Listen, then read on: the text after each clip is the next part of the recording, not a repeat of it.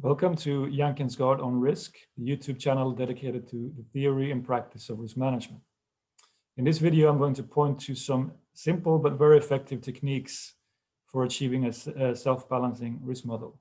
We've discussed in previous videos the many benefits of having such a self-balancing risk model, including a massive increase in the reliability and credibility of the model's outputs. And it allows us to greatly enhance our value to the rest of the organization. So please find more information in my book, Empowered Enterprise Risk Management, co-authored with Petter Kapstad. There's also more information on my webpage, riskbudgeting.se. And as they say here on YouTube, please like and subscribe. So the setting here for this discussion is risk budgeting, which is basically risk analysis viewed through the lens of the firm's financial performance. So we find a way to express risk using the financial numbers of the firm. And that includes cash flow, net income, balance sheet, and financial ratios. And in approaching risk management this way, we move beyond the limitations of the risk register, which is a compilation of risk information that many firms use these days. It has proven, or the risk register is essentially not designed to aggregate risk. So it can be hard to use this information to say something about to what extent the firm's performance is at risk. Whereas risk budgeting is specifically designed for this task, right? So we're interested in describing the risk return of the firm as a whole. You know, is the company safe? Are we going to make it? What kind of risk do we have when looked at from a sort of that perspective? And we're also very interested in describing how risk will change as a result of scenarios. If we end up in a different scenario of the world than we initially thought, you know, what would that do to the company? What would it look like under these circumstances? And corporate policies. If management decides to implement another policy like an acquisition or a change in capital structure, what will that mean for the risk and return of this company? We want that kind of proactive evaluation of the firm's risk, right? So that is what enterprise risk budgeting is for. And such a risk management effort must be supported by some kind of quantitative tool. We can't do this back of the envelope, right? And there are some desirable characteristics of such a model for it to function as a decision support tool with the kind of reliability that we would like to have. And two of those are having a complete set of financial statement forecasts in the model that are internally consistent and with sufficient accounting integrity to always yield that kind of consistency. There's no plug needed to balance the model. It balances by design. And this is a great feature in these models. There are more on this list. We'll cover those in later videos.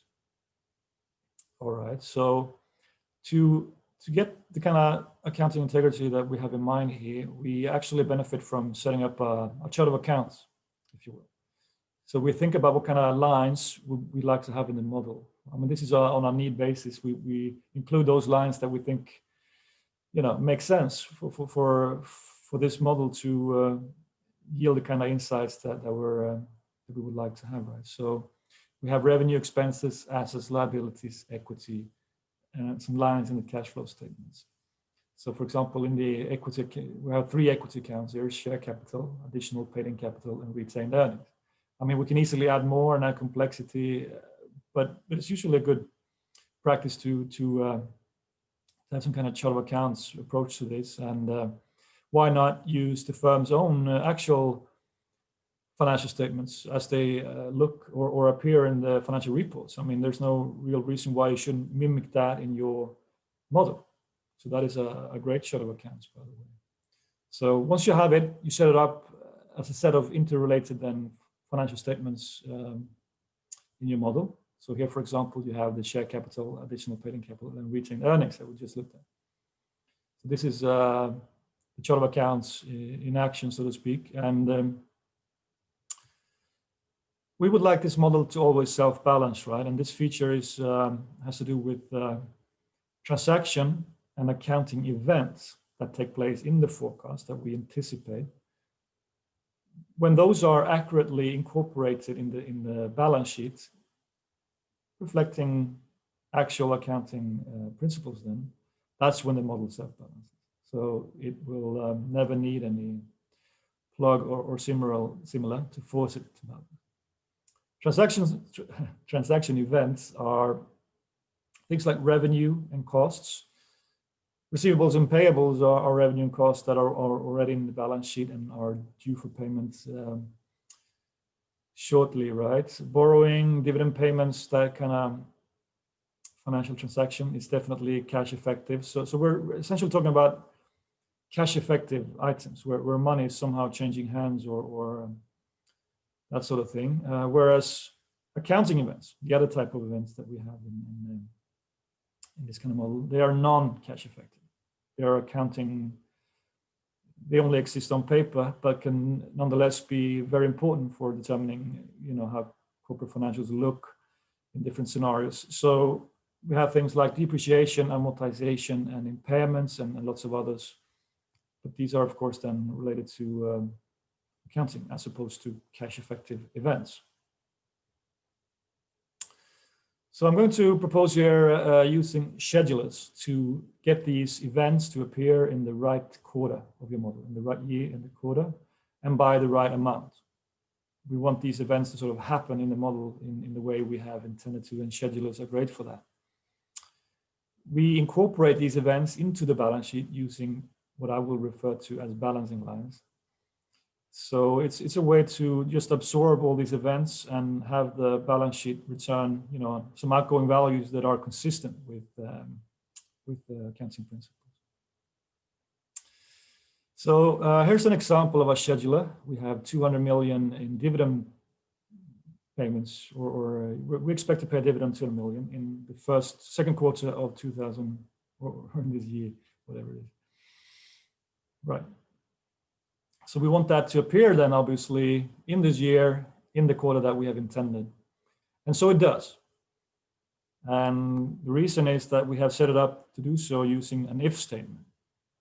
Now, if statements are one of the risk manager's best friends in this context, because it allows us to deal with contingencies, which is, risk. If you think about it, risk management is a lot about that. What if this happens? What if there's a contingency or a possibility, if something happens? And we can use this function to incorporate that into the model. So we're asking it to check for two conditions. The first is that the year in this forecast is identical to the due year. So that is when the year in which the event is supposed to take place. Then the next requirement is that the quarter is equal to due quarter.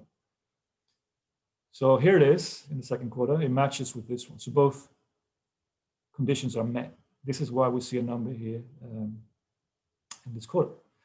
And what the model is instructed to do if both conditions are met is to show the amount, which it does accurately here. So this is as we were hoping, that the model would look. Else it's going to show 0. If the conditions are not met, then the model is supposed to register a 0, which it does in all other quarters, because only one condition is met. So these schedulers are quite nice and flexible in that they, if it occurs later that, okay, well, it's actually going to be in the third quarter after all. So, okay, we'll then just click Q3 and the forecast of this event shifts to that quarter. Or if you roll the model forward so that these numbers here change. Let's say there's a new quarter, we want to update the model, and this is rolled forward, so these change. Well, this will still carry out the same checks and move this amount to the right quarter nonetheless, so it's robust to that. So we're going to be fine. So in the balancing lines then, these events have to be recognized and incorporated in the right way, so that the balance sheet always balances. So here we have one set of balancing lines on the asset side, the accountant's cash and equivalents. So since we're paying out 200 million here in the second quarter, there's going to be 200 million less left in the firm, obviously. So we start out with 200 million in ingoing cash. unless there's an event taking place, that will also be the outgoing value. I mean, these balancing lines have the following feature, that it is defined as ingoing value and plus or minus whatever lines appear in between equals the outgoing value, which is then becomes the new ingoing value in the next quarter, obviously, and this repeats itself. Here in the second quarter, we paid 200 million, so all the cash is sort of used up, and it's going to be zero from that point on. So this would be a realistic consequence of paying 200 million in dividends, right? And there has to be a corresponding event taking place on the equity side here, or the liability side, so the model balances.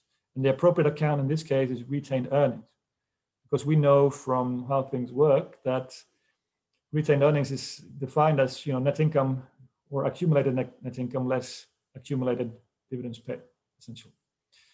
So when the ingoing value here is zero, so when the dividend is registered in the second quarter, we end up with a negative value, which may not be super realistic, but that's not the point here.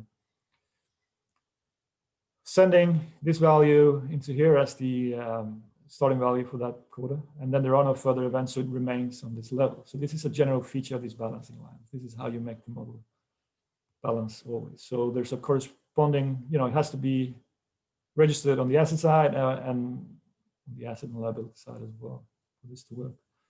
But you can make sure that this happens, right, by setting it up like this. So we now present this in the spreadsheet. So you have a dividend payment here in the second quarter in the cash flow statement, showing up as leading to a net change in cash, which is how it sort of goes into the balancing lines for cash, right? So in this on this cash line here, you see the drop in the second quarter, and you see the same drop here in equity, so that it balanced, which is what we would like to see. We always make this check, right? That in all the quarters going forward, we want to see the model balancing. That's how we know we've done things correctly. So we're pleased to see that this is the case, and we can move on and add more things to the model. So here's another type of scheduler where it's only one amount, where we anticipate 2 billion in revenue, and the year is as indicated here. So we instruct the model to.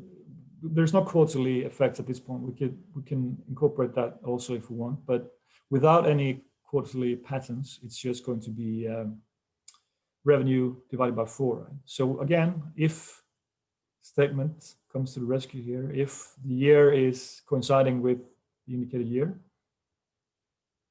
then take revenue and divide it by 4 and put it in the sheet. So this goes on in all of the quarters in the forecast, right? So we get the entire 2 billion allocated to these quarters. So again, it's a convenient way of getting the inputs into the model, right? And then this is supposed to get incorporated into the financial statement forecast in the right way. So let's just see what happens. Well, we have some revenue recorded here now, and this is just passed along in the net income statement because nothing else happens. So that is also the net income in this case. In the cash flow statement, well, we have some income to start with. It's all revenue, so we're going to, and we're not doing anything with net working capital at this point. So it's all cash effective, sort of ending up here as net change in cash. Well, and we use one of these balancing lines then, which is not shown but implied here, so that in all quarters going forward, we're adding to cash to reflect the profits that are being generated. On the equity and liability side, we have a corresponding increase in earnings, right? Because these profits will add to earnings also. And again, the model comes out balancing, which is nice. So we always make this check, right? That's how we know things work. So let's go for some more complexity. We have dividend payments and revenues both happening now. We are adding some borrowing here. We anticipate to borrow the money from the bank in this quarter. And there's also some costs involved now. So this would affect our net income forecast, presumably. And so it does. Here you see that now it's not only, I mean, we're applying these schedules now and making sure that the balancing lines capture what goes on in those. So we're seeing here that now we, in addition to revenue, we have some cost of goods sold. So affecting gross income and income, all the other income lines, right? All the way through to net income.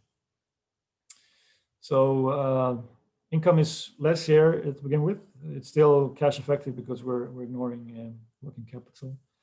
In the cash flow statement, the scheduler will have the proceeds from the borrowing appear in the first quarter. Seems to work. So that's a cash inflow route, right? Because the bank will hand over this money. The dividend is still scheduled to happen in the second quarter, so we see that here. So there's going to be, net financing cash flow in both these quarters, affecting the overall net change in cash, which then is sent into the balancing lines for cash. So these are the events that we have scheduled, right? And through the use of balancing lines, we can then make sure that this finds its way into the balance sheet in the right way. So cash and cash equivalents now reflect the proceeds from borrowing, right? That explains the jump here. But then there's a decrease from the dividend paid. So all these scheduled events will lead to new patterns in the forecasts here for cash and equivalents. Same here for the retained earnings. We have a new set of numbers reflecting the dividend payments and the income being generated. And again, we have to make sure that this is done in such a way that the model balances. And we're happy to see again that difference is 0, so it balances. And we like that.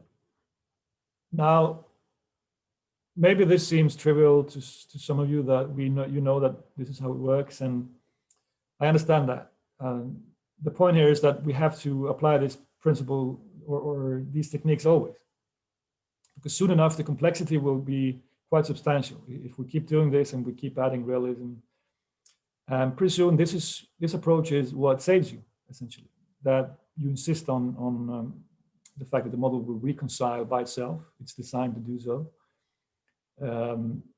I've been doing this for a long time, or did this for a long time in a firm, and a lot of times you would implement a piece of modeling and you would think that you were being correct. And you would have left it there, but then you have this check implemented in the model, and it would signal that something wasn't right. It wasn't balancing. So you realize, okay, I didn't do it correctly after all. So I have to look again, and you search through the model and you find some place in it where you've missed so it could be a sign issue, or the sum didn't quite include everything you intended. So you fix it. And then you keep doing that and you go back and check, okay, now balances. Good. Then I probably did it right this time. And you can start trusting in your model. It's a great thing, actually, besides all the learning that is taking place, which can be fantastic also. So, and then, for things like translation exposures and derivatives, it gets complicated. But you can still manage that and sort that out if you approach it like this and make sure that we're seeing this in the end, because that signals, that tells you that you've been doing it right. And it's not that trivial once you're at that level of complexity. And schedulers and these balancing lines are exceptionally useful tools for getting there. So we have some conclusions then. You can preserve the integrity of the model by always insisting that it self-balances. Schedulers and these balancing lines are the way to do this. These are techniques that work in setting up the model for this, right? So, and you will find once you do this that the integrity is greatly improved, and you really start sensing that it's become a reliable companion to decision making. I mean, you can have all this faith in the model's outputs, and you never have to worry because you know it will balance. So it makes a big difference. So yeah, please go right ahead and make the model balance here. Please check out my books, Corporate Foreign Exchange Risk Management and Empowered Risk Management. You find more information on riskbudgeting.se. Please like and subscribe. Have a good day.